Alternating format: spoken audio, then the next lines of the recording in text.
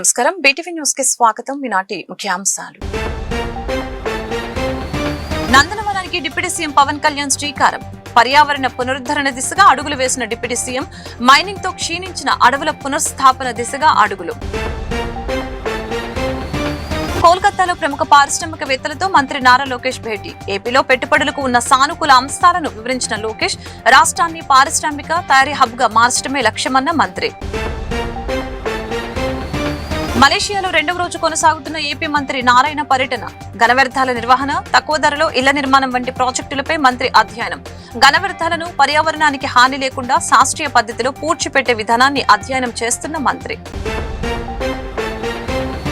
కీలక దశకు చేరుకున్న రాష్ట్ర వ్యాప్తంగా సంచలనం సృష్టించిన సాయికృష్ణ మిస్సింగ్ కేసు దర్యాప్తు. సాయికృష్ణ తల్లి విజయలక్ష్మి ఇచ్చిన ఫిర్యాదు మేరకు మాజీ కృష్ణలంక సీఐ నాగరాజుపై హత్య, అక్రమ నిర్బంధం ఆరోపణలతో కేసు నమోదు. సాయికృష్ణ నివాసానికి చేరుకున్న ఏసీపీ దైవప్రసాద్ నేతృత్వంలోని ప్రత్యేక బృందం. అటవీ పర్యావరణ శాఖల పరిపాలన పర్యవేక్షణ కార్యాలయం అరణ్యారామానికి భూమి పూజ చేసిన అనంతరం అటవీ పర్యావరణ శాఖల మంత్రి డిప్యూటీ సీఎం పవన్ కళ్యాణ్ మరొక అద్భుత కార్యక్రమానికి శ్రీకారం చుట్టారు. నందనవరం పేరిట మైనింగ్ తో పర్యావరణం విధ్వంసం జరిగిన ప్రాంతంలో ప్రకృతిని పునర్జీవం పోసే విధంగా కార్యక్రమాన్ని ప్రారంభించారు. దేశవాళీ మర్రి మొక్కను నాటి నందనవనానికి తిరిగి ప్రాణం పోశారు. 2013 నుంచి ఆ ప్రాంతంలో చేపట్టిన మైనింగ్ కార్యకలాపాలు సహజ సిద్ధమైన కొండ భాగం, అటవీ భాగం తీవ్రంగా క్షీణించిందని ఈ సందర్భంగా తెలిపారు. మైనింగ్ కారణంగా క్షీణించిన అటవీ భాగంలో పచ్చదనాన్ని పునఃస్థాపన దిశగా చేపట్టిన మొట్టమొదటి కార్యక్రమంగా నందనవనం నిలవనుంది.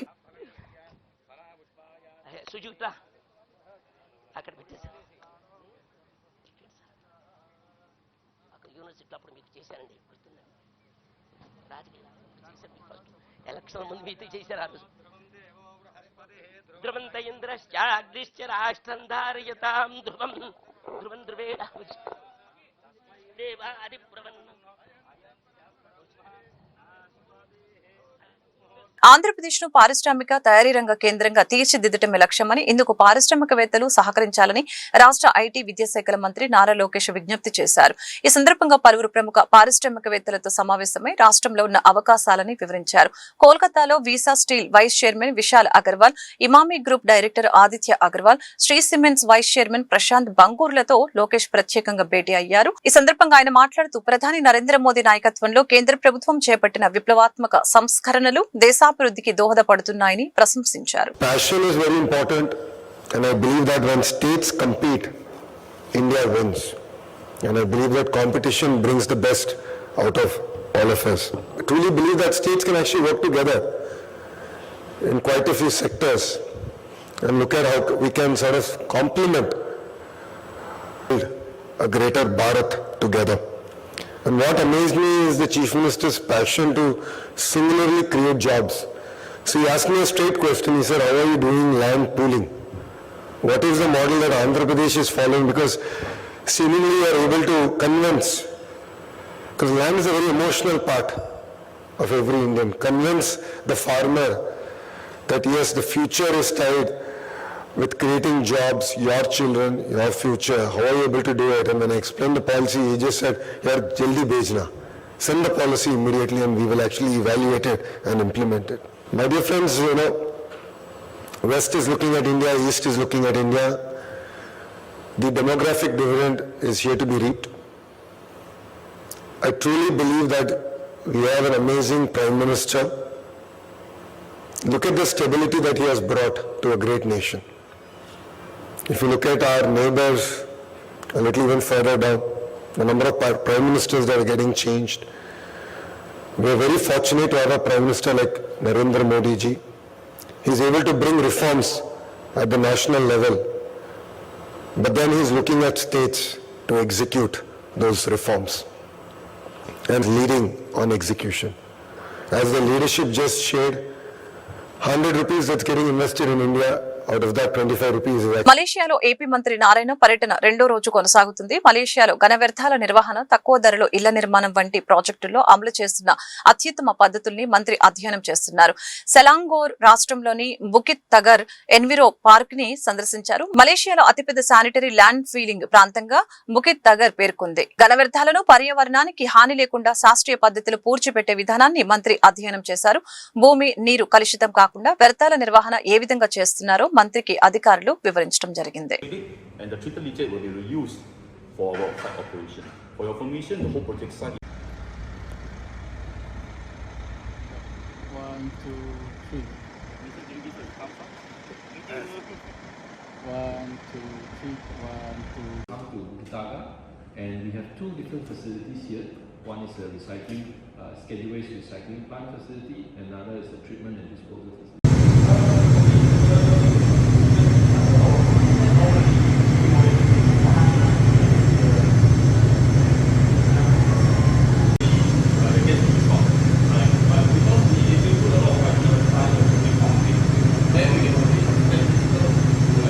Operation, and we actually operate the landfill since 2005, so for 21 years already.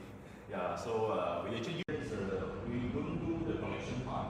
It's by another contractor. Yeah, but there's a central station there because we're quite far from the city, 60 kilometers away. రాష్ట్ర వ్యాప్తంగా సంచలనం సృష్టించిన Saikrishna missing case దర్యాప్తు కీలక దశకు చేరుకుంది. సాయికృష్ణ తల్లి విజయలక్ష్మి ఇచ్చిన ఫిర్యాదు మేరకు మాజీ కృష్ణలంక సీఐ నాగరాజుపై హత్య, అక్రమ నిర్బంధం ఆరోపణలతో కేసు నమోదు చేసిన పోలీసులు ఇప్పుడు దర్యాప్తును వేగవంతం చేశారు. కేసు విచారణ అధికారిగా నియమితులైన దిశ పోలీస్ స్టేషన్ ఏసీపీ దైవప్రసాద్ నేతృత్వంలోని ప్రత్యేక బృందం శుక్రవారం సాయికృష్ణ నివాసానికి చేరుకొని బాధిత కుటుంబ సభ్యుల నుంచి వివరాలు సేకరించారు. నగర పోలీస్ కమిషనర్ రాజశేఖర్ బాబు స్వయంగా విజయలక్ష్మి ఫిర్యాదును స్వీకరించి కేసు నమోదు చేయాలని ఆదేశించిన నేపథ్యంలో దర్యాప్తు ప్రక్రియ వేగం పుంజుకుంది. రాష్ట్ర ప్రజల ఆరోగ్య పరిరక్షణకి కూటమి ప్రభుత్వం అత్యంత ప్రాధాన్యత ఇస్తుందని వైద్య ఆరోగ్య కుటుంబ సంక్షేమ శాఖ మంత్రి సత్యకుమార్ యాదవ్ తెలిపారు. సీఎం చంద్రబాబు దార్శనికతతో రూపొందించిన ఆరోగ్య ఆంధ్రప్రదేశ్ విజన్ కి అనుగుణంగా ఆరోగ్య శాఖను మరింత బలోపేతం చేస్తున్నామని పేర్కొన్నారు. విజయవాడ హనుమాన్పేటలో ఏర్పాటు చేసిన నూతన డ్రగ్స్ కంట్రోల్ భవన్ ని ప్రారంభించిన అనంతరం మంత్రి సత్యకుమార్ యాదవ్ మాట్లాడారు. ప్రజా ఆరోగ్య పరిరక్షణకి రాష్ట్రంలోని కూటమి ప్రభుత్వం అత్యంత ప్రాధాన్యత ఇస్తుందని తెలిపారు.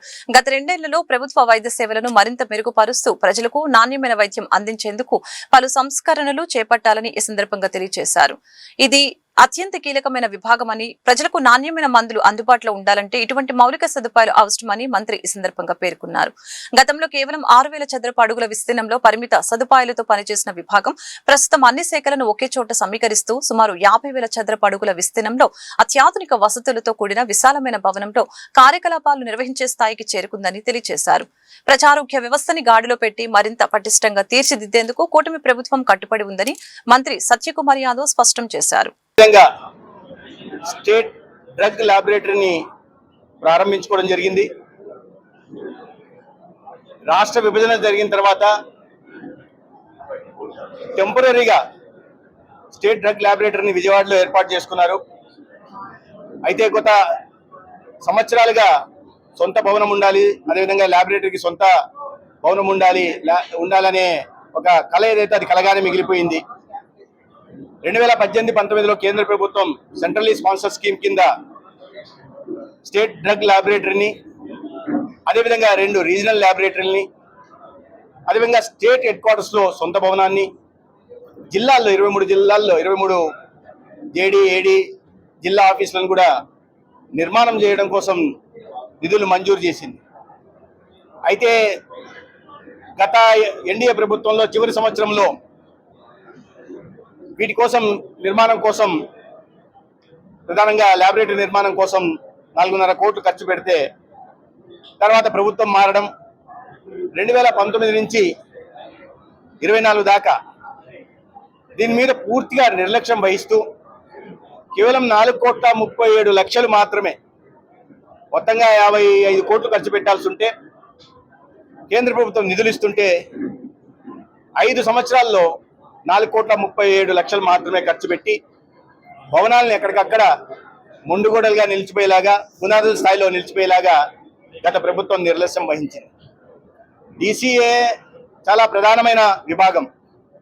ఎందుకంటే నాణ్యమైన మందుల లభ్యత మార్కెట్లో ఉండాలన్నా, లేదా ఈ స్పూరియస్ డ్రగ్స్, హానికరమైన డ్రగ్స్ నివారించాలన్నా, లేదా నాణ్యమైన మందుల సరఫరా జరగాలన్నా, లేదా ప్రిస్క్రిప్షన్కి ద్వారానే జరగాలన్నా DCAనే ఎన్ఫోర్స్మెంట్ చేస్తూ ఉంటుంది.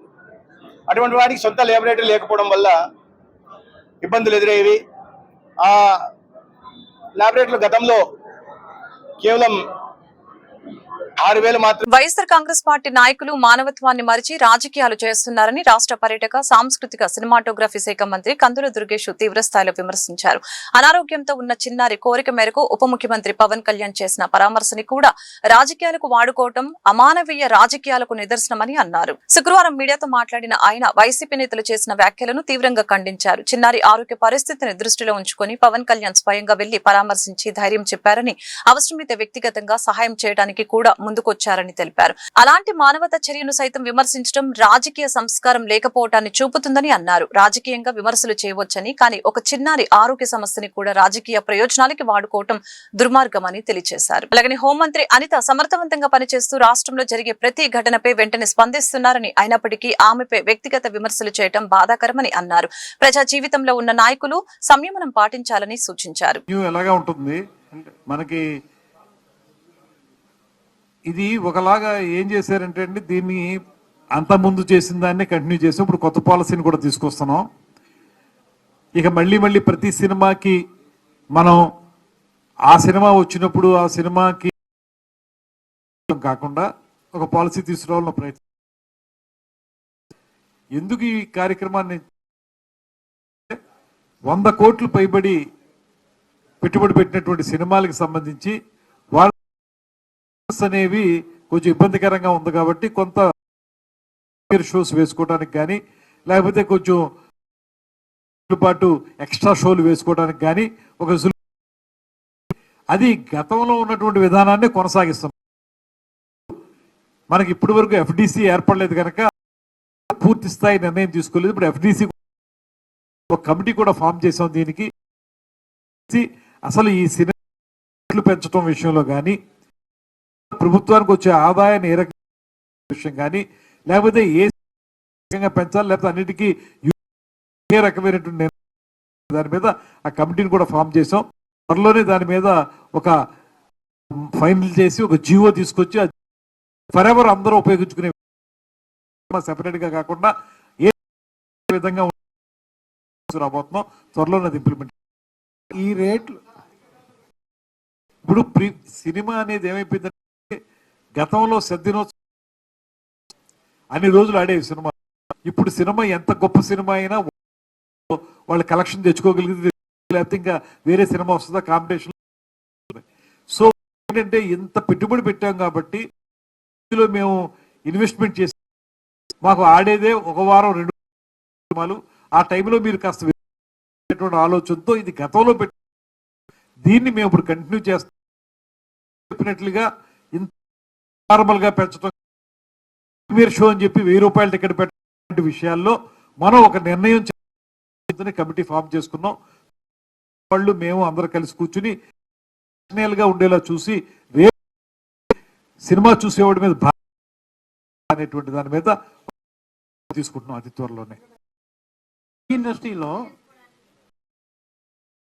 యుద్ధం పేరు చెప్పుకొని కేంద్రంలో బీజేపీ ప్రభుత్వం రోజు రోజుకి పెట్రోల్, డీజిల్, గ్యాస్ ధరలు పెంచడం వలన ముఠా కార్మికులపై పెనుపారం పడుతుందని సిపిఎం రాష్ట్ర కార్యదర్శి వర్గ సభ్యులు సిహెచ్ బాబురావు ఆవేదన వ్యక్తం చేశారు. పెట్రోల్, డీజిల్, గ్యాస్ ధరలు రద్దు చేయాలని కోరుతూ ఈరోజు మీసాల రాజేశ్వరరావు వంతెన ఎదురుగా ఉన్న సీతన్నపేట డివైడర్లు వద్ద వందలాది ముఠా ఆటోలతో ప్రదర్శన పాటు పెద్ద సంఖ్యలో కార్మికులు పాల్గొన్నారు. ఈ కార్యక్రమానికి సిపిఎం పార్టీ రాష్ట్ర కార్యదర్శి వర్గ సభ్యులు సిహెచ్ బాబురావు మద్దతు తెలిపి మాట్లాడారు. పెట్రోల్, డీజిల్ ధరలు పెరగడం వలన ప్రతి నిత్యావసర వస్తువుల ధరలు విపరీతంగా పెరిగిపోతున్నాయని, ముఠా కార్మికుల సంపాదన సగభాగం కోల్పోతున్నారని తెలిపారు. ఇప్పటికైనా ప్రభుత్వాలు పునరాలోచించి పెట్రోల్, డీజిల్, గ్యాస్ ధరలు రద్దు చేయాలని, లేని పక్షంలో భవిష్యత్తులో పెద్ద ఎత్తున ఆందోళన చేపడతామని హెచ్చరించారు. అమెరికా, ఇజ్రాయెల్ యుద్ధం ముగిసింది, కానీ భారతీయుల మీద, దేశ ప్రజల మీద మోడీ గారి ధరల యుద్ధం మాత్రం ఆగలేదు. పెట్రోలు, డీజిలు, సిఎన్జి, వంట గ్యాస్ మొత్తం ఈ రేట్లన్నింటినీ యుద్ధాన్ని అడ్డం పెట్టి అడ్డగోలుగా రేట్లు పెంచేశారు. ప్రపంచంలో ముడి చమురు $109 నుండి ఇవాళ దాదాపుగా $80 రేటు పడిపోయింది. అయినా పెంచిన రేట్లు తగ్గించలేదు. దీనికి తోడు కేంద్ర ప్రభుత్వం, మోడీ ప్రభుత్వం పెట్రోలు డీజిల్ అడ్డం పెట్టి గత 12 సంవత్సరాల కాలంలో 40 లక్షల కోట్ల రూపాయలు పన్నుల పేరుతో ఖజానాలో వేసుకున్నారు. రాష్ట్ర ప్రభుత్వాలు కూడా అదేవిధంగా వ్యాట్ పేరుతో లక్షల కోట్ల రూపాయలు ఖజానాలు వేసుకుంటా ఉన్నారు. వెంటనే యుద్ధం వలన పెంచినటువంటి పెట్రోలు, డీజిల్, గ్యాసే కాదు అన్ని నిత్యావసర వస్తువుల ధరలను తగ్గించాలి. ఇవాళ పాల ప్యాకెట్ మొదలుకొని మందులు మొదలుకొని నిత్యావసరాల వరకు అన్నీ పెంచేశారు. ముఠా కార్మికులు శ్రమించి నెలంతా కష్టపడితే ఒక్కొక్క ఆటో ట్రాలీ మీద దాదాపుగా ఈ పెరిగినటువంటి డీజిల్ రేటు వలన నెలకి దాదాపుగా 3,000 రూపాయల పైన భారం పడుతూ ఉంది. అంటే కార్మికుల శ్రమని డీజిల్, పెట్రోల్ రేట్ల రూపంలో ప్రభుత్వాలు దోచుకుంటా ఉన్నాయి. ఒక్క ముఠా కార్మికులే కాదు, ఆటోలకి సిఎన్జి రేటు పెరిగిపోవడంతో ఇటు ఓలా, ఊబర్ లాంటి వాళ్ళు ఒక్క 50 పైసా రేటు పెంచలేదు. వినియోగదారులకి భారమే, ఆటో డ్రైవర్లకి సిఎన్జి వాళ్ళ భారమే. గ్యాస్ పెరిగింది, పెట్రోల్ పెరిగింది. గిగ్ వర్కర్లు ఇవాళ అన్ని వాహనాల మీదే వెళ్తారు. వాళ్ళకి రేట్లు పెరిగిపోయినాయి, కానీ వాళ్ళకి ఆదాయం మాత్రం పెరగల. అంటే కార్మికుల, ప్రజల సొమ్ముని దోచుకుంటా ఉంది ప్రభుత్వం.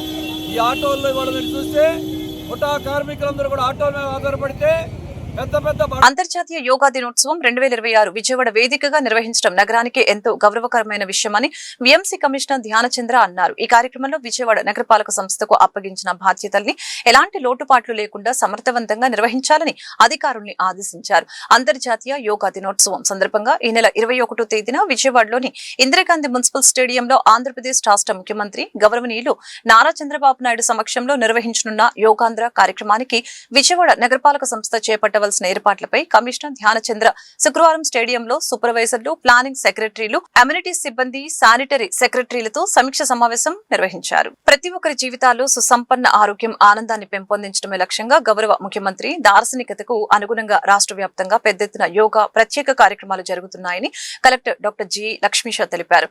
వికసిత్ భారత్ స్వర్ణాంధ్ర దిశగా లక్ష్యాల సాధనకు ఇవి గొప్ప ముందడుగు, పునాది అని తెలిపారు. యోగాంధ్ర 2026లో భాగంగా విజయవాడ అర్బన్ పరిధిలోని బీఆర్టీఎస్ రోడ్ లో శుక్రవారం జిల్లా అధికార యంత్రాంగం, విజయవాడ నగరపాలక సంస్థ ఆధ్వర్యంలో ప్రభుత్వ ఉద్యోగుల థీమ్ యోగా జరిగింది.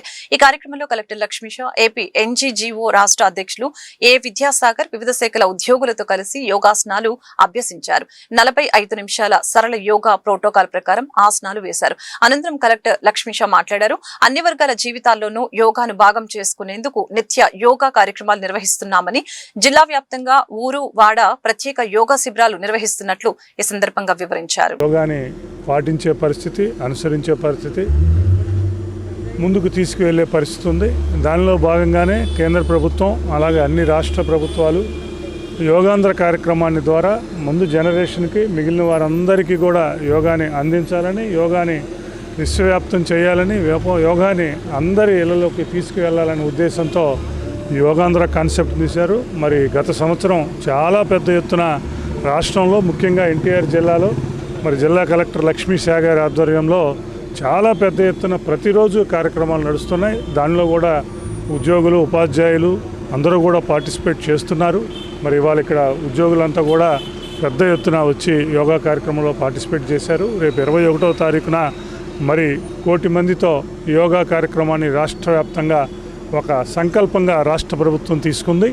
మరి ఆ కార్యక్రమాన్ని కూడా ప్రజలందరితో పాటు ఉద్యోగులు, ఉపాధ్యాయులు, పెన్షనర్స్ అందరూ కూడా ఆ కార్యక్రమాన్ని కూడా పెద్ద ఎత్తున హాజరై జయప్రదం చేయవలసిందిగా కోరుతూ, అలాగే యోగాంధ్ర కార్యక్రమమే కాదు, ఎటువంటి కార్యక్రమం వచ్చినా ఈ కృష్ణా జిల్లాలో, ఈ ఎన్టీఆర్ జిల్లాలో మరి జిల్లా కలెక్టర్ లక్ష్మీ షా గారు చాలా పెద్ద ఎత్తున అందరికీ సహకరించి ఆయన ముందుండి నడిపిస్తున్నందుకు కూడా ఏపీ ఎన్జిఓస్ అసోసియేషన్ పక్షాన, ఈ జిల్లాలోని ఉద్యోగులందరి పక్షాన మరి జిల్లా కలెక్టర్ గారికి కూడా మేము ధన్యవాదాలు తెలియజేస్తున్నాం.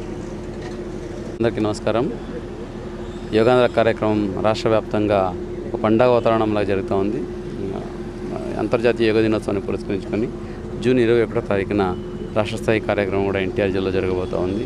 అలాగే ప్రతిరోజు ఆ యోగాంధ్ర కార్యక్రమాన్ని ప్రజల్లోకి తీసుకురావడానికి ప్రతి ఒక్క సంస్థలని అలాగే వాక్స్ ఆఫ్ లైఫ్ పీపుల్ని ఇన్వాల్వ్ చేస్తూ ప్రతి ఒక్క ప్లేస్లో ఈ యోగా కార్యక్రమము కామన్ యోగా ప్రోటోకాల్ నిర్వహించడం జరుగుతూ ఉంది. ఈరోజు ఏపీ ఎన్జిఓ అసోసియేషన్స్ అట్లాగే డాక్టర్స్ అలాగే ప్రజలందరినీ మమేకం చేస్తూ ఈరోజు బీఆర్టీఎస్ రోడ్లో ఒక మెగా కార్యక్రమం చేయడం జరుగుతూ ఉంది. దీని ముఖ్య ఉద్దేశం ప్రతి ఒక్కరు చైతన్యం తీసుకురావాలి, ప్రతి ఒక్కరు యోగా ప్రాక్టీస్ చేస్తూ వెల్తీ ఆంధ్రప్రదేశ్కి సహకరించిన ఉద్దేశంతో గౌరవ ముఖ్యమంత్రి వర్యులు తీసుకొచ్చిన ఈ కార్యక్రమాన్ని ఎన్టీఆర్ జిల్లాలో ఒక పండగ వాతావరణంలాగా గత 14 రోజుల నుంచి చేస్తూ ప్రజలు చైతన్యం తీసుకురావడం జరుగుతూ ఉంది. రాష్ట్ర వ్యాప్తంగా అది 1 కోటి మంది జూన్ 21వ తారీఖున యోగా ప్రాక్టీస్ చేస్తూ ఈ యోగాంధ్ర కార్యక్రమాన్ని నిర్వహించబోతున్నాను. దీనికి ప్రతి ఒక్కరూ సహకరించే ముందు కావాలని కోరుతున్నాను. అలాగే ఈరోజు ఈ కార్యక్రమం చేసిన ఏపీ ఎన్జిఓస్ అసోసియేషన్ ప్రెసిడెంట్ గారికి అలాగే సభ్యులందరికీ కూడా హృదయపూర్వక అభినందనలు తెలియజేసుకుంటూ జూన్ 21ని కూడా ప్రతి ఒక్కరూ ఈ కార్యక్రమం ఇందిరాగాంధీ మున్సిపల్ స్టేడియంలో జరగబోతూ ఉంది.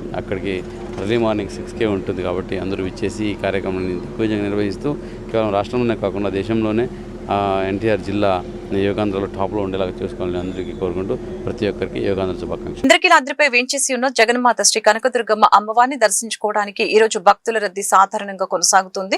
శుక్రవారం పవిత్రమైన రోజు కావడంతో వివిధ ప్రాంతాల నుండి భక్తులు అమ్మవారి దర్శనానికి ఆలయానికి విచ్చేశారు. సాధారణ భక్తులకు త్వరితగతిన ఎలాంటి ఇబ్బందులు లేకుండా అమ్మవారి దర్శనం కల్పించేందుకు దేవస్థానం అధికారులు కీలక నిర్ణయాలు తీసుకున్నారు. ఇందులో భాగంగా ఈ రోజు ఉదయం 11 గంటల నుండి మధ్యాహ్నం 1:45 వరకు మాత్రమే అంతరాలయ దర్శనానికి తాత్కాలికంగా నిలిపివేయడం జరిగింది.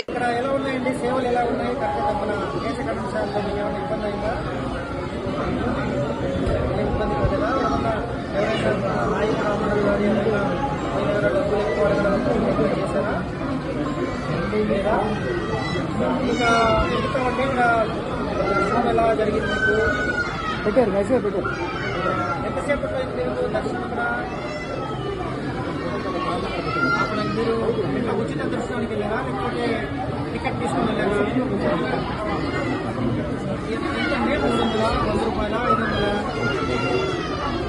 ₹100, లోపల మీకు ఏమన్నా అసౌకర్యం అయిందా? సెక్యూరిటీ వాళ్ళు కానీ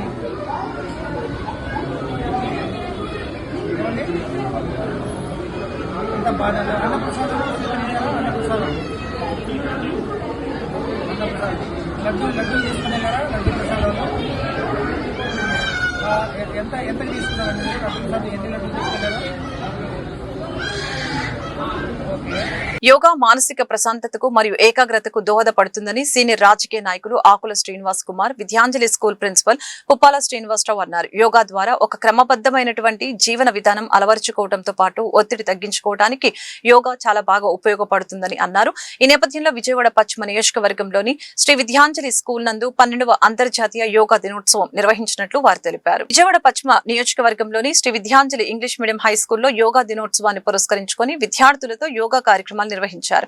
ఈ సందర్భంగా సీనియర్ రాజకీయ నాయకులు ఆకుల శ్రీనివాస్ కుమార్ విద్యాంజలి స్కూల్ ప్రిన్సిపల్ పుప్పాల శ్రీనివాసరావు యోగా కార్యక్రమంలో పాల్గొని మాట్లాడారు. ప్రస్తుత పరిస్థితుల్లో మానసిక ఆందోళన, పని ఒత్తిడి, ఆరోగ్య సమస్యలు ఇలాంటి వాటి నుండి దూరంగా ఉండాలంటే యోగా మంచి సాధన అని ఈ సందర్భంగా తెలియజేశారు. Sri Vidyanjali English medium high school ఆవరణలో నిర్వహించిన కార్యక్రమంలో పార్టీ ఎన్టీఆర్ జిల్లా కార్యదర్శి పిల్లా శ్రీనివాసరావు, ప్రజా వైద్యశాల అధినేత వాండ్రాసి శ్రావణ్ కుమార్, అల్లంపూర్ణ, రెడ్డిపల్లి సురేష్ మరియు స్కూల్ అధ్యాపకులు తదితరులు పాల్గొన్నారు. ఈరోజు అంతర్జాతీయ యోగా దినోత్సవము. ఈ యోగా దినోత్సవం 12వ సంవత్సరాన్ని మా శ్రీ విద్యాంజలి హై స్కూల్ విద్యార్థులు అలాగే వచ్చినటువంటి ముఖ్య అతిథి ఆకుల శ్రీనివాస్ గారు, అలాగే అల్లం పూర్ణ గారు, సురేష్ గారు, అలాగే ప్రజా వైద్యశాల మనందరికీ సుపరిచితులు డాక్టర్ శ్రవణ్ కుమార్ గారు ఇచ్చేసి ఉన్నారు. ఈరోజు యోగాంధ్రలో భాగంగా మేము ఈ మా పాఠశాలలో యోగాంధ్ర అంతర్జాతీయ యోగా దినోత్సవం మేము జరుపుకోవడం అనేది జరిగింది. ఈరోజు పిల్లలందరికీ కూడా మరి వ్యాయామం అలాగే ఆసనాలు నేర్పించడం అనేది జరిగింది. మరి పిల్లల్ని ఆరోగ్యవంతంగా ఉంచడం కోసం మేము చేసినటువంటి ఈ ప్రయత్నం ప్రతిరోజు కూడా మా యొక్క పాఠశాల టైం టేబుల్లో ఈ యొక్క యోగా అలాగే వ్యాయామం అనేటటువంటిది మేము ప్రతిరోజు కూడా పిల్లలకి నేర్పించడం జరుగుతుంది. అయితే యోగా అనగా మన మనస్సు, శరీరము అలాగే మన యొక్క ఆత్మ ఈ మూడింటిని కూడా అనుసంధానం చేసేటటువంటి ప్రక్రియే యోగా. ఈ యోగా చేయటం వల్ల మనిషి ఆధ్యాత్మికంగా, మానసికంగా, శారీరకంగా ఆరోగ్యంగా ఉంటాడు. మరి ఈరోజు ప్రపంచ యోగా దినోత్సవం సందర్భంగా యోగా 12వ వార్షికోత్సవ కార్యక్రమాన్ని శ్రీ విద్యాంజలి హై స్కూల్ అధినేత కుప్పాల శ్రీనివాస్ గారు ఏర్పాటు చేయటం, అట్లాగే పేదల డాక్టరు శ్రవణ్ గారు, సామాజికవేత్త అల్లం పూర్ణచంద్రరావు గారు, అట్లాగే సురేష్ గారు, ఇక్కడ అధ్యాపకులు, ఉపాధ్యాయులు, చిన్నారులందరికీ యోగా దినోత్సవ శుభాకాంక్షలు. అలా యోగా అనేది ఈనాటిది కాదు, ఆది కాలం నాటిది. మానవుడు ఎప్పుడు పుట్టాడో అప్పటి నుంచే యోగా పుట్టిందని శాస్త్రాలు చెప్తున్నాయి. రోగ నివారణ, వ్యాధిగ్రస్తులకు వ్యాధి నివారణ అనేది యోగా ద్వారా జరుగుద్ది అనేది అనేక మంది ఋషిపుంగవుల నుంచి మనం తెలుసుకోవటం జరిగింది. మరి ప్రపంచవ్యాప్తంగా నరేంద్ర మోడీ గారు ప్రభుత్వంలోకి వచ్చిన దగ్గర నుంచి ప్రపంచవ్యాప్తంగా ఈ యోగా కార్యక్రమాన్ని అలవాటు చేయటం, మన దేశాన్ని చూసి, మన సంస్కృతిని చూసి ఇతర దేశాలు, పాశ్చాత్య దేశాలు కూడా దాన్ని అనుసరిస్తాం అనేది జరుగుతూ ఉంది. మరి ఈరోజు ఈ కార్యక్రమానికి నన్ను పిలిచినటువంటి school correspondent and principal Kuppala Srinivasa గారికి, అలాగే ఆకుల శ్రీనివాస గారికి, అలాగే మిత్రుడు అల్లం పొన్న గారికి మరియు విచ్చేసిన ప్రతి ఒక్కరికి ప్రత్యేక ధన్యవాదాలు.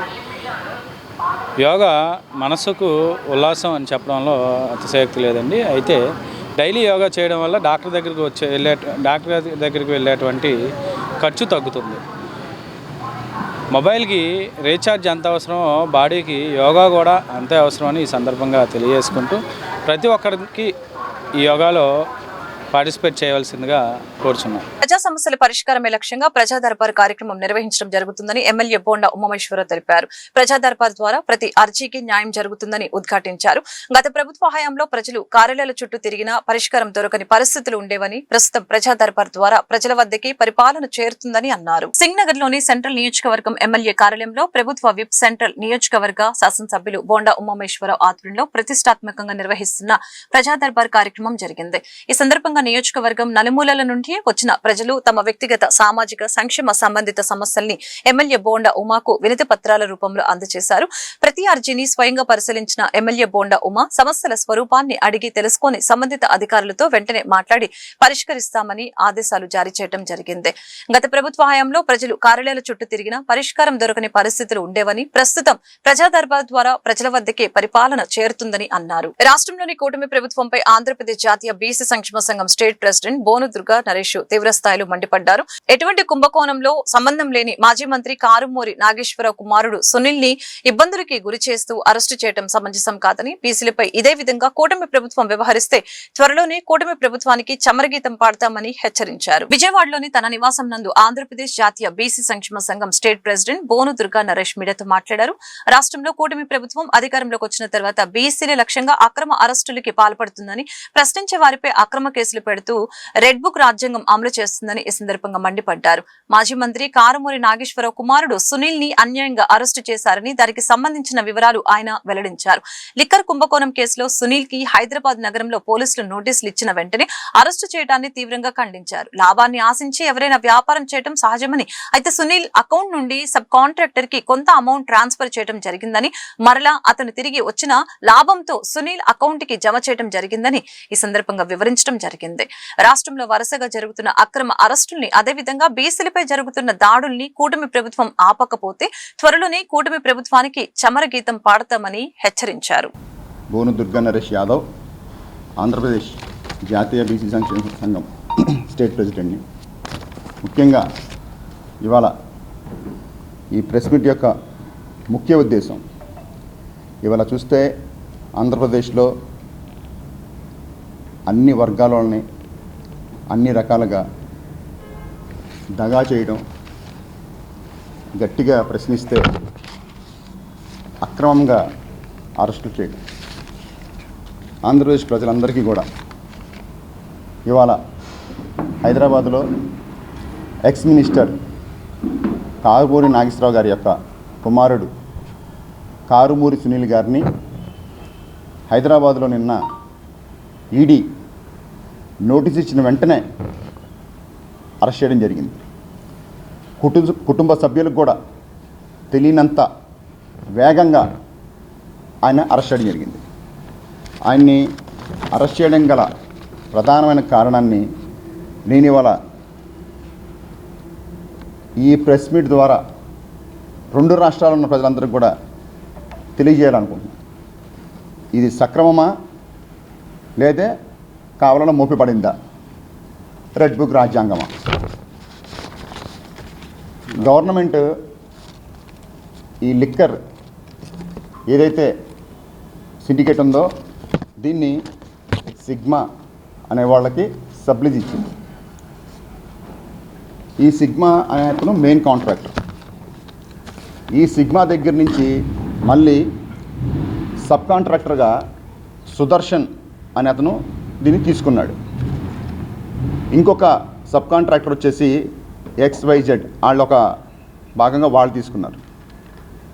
ఈ సుదర్శన్ దగ్గర నుంచి మళ్ళీ సబ్ కాంట్రాక్టర్గా రాజు, నరేష్, సురేష్ అని తీసుకున్నారు. ఇటు సైడ్ వచ్చేప్పుడు విజయనగరం, శ్రీకాకుళం ఇటు సపరేట్గా వేరే వాళ్ళు తీసుకున్నారు సబ్ కాంట్రాక్టర్. ఈ రాజు గారు, నరేష్ గారు, సురేష్ గారు ఈస్ట్, వెస్ట్, సౌత్ చూసేవాళ్ళు. ఇందులో కారుమూరి సునీల్ గారు కానీ కారుమూరి నాగేశ్వరరావు గారి పాత్ర ఏంట్రా అంటే ఈ తాటికొండ రంగబాబు, జాతీయ బీసీ సంక్షేమ సంఘం రాష్ట్ర ప్రధాన కార్యదర్శి.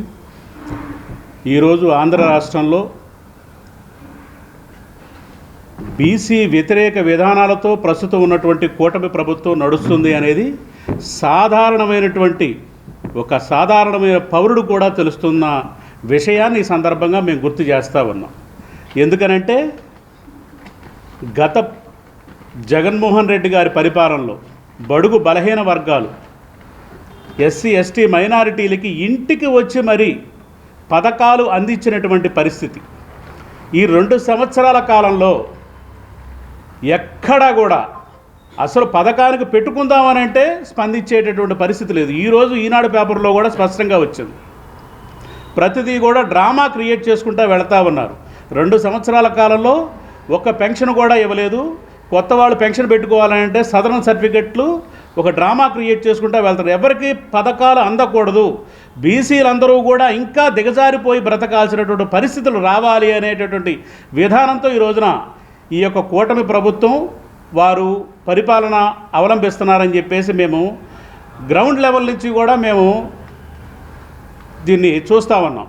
అందులో భాగంగానే రాజకీయంగా, సామాజికంగా, మరి ఆర్థికంగా ఏ రకంగా అయితే దెబ్బ కొడితే వీళ్ళు ఉంటారని ఆలోచించి మరి కారుమూరి నాగేశ్వరరావు గారి కుమారుణ్ణి నిన్న అరెస్ట్ చేయటం అనేది ఆంధ్రప్రదేశ్ జాతీయ బీసీ సంక్షేమ సంఘం తరపున మేము పూర్తిగా ఖండిస్తూ ఉన్నాం.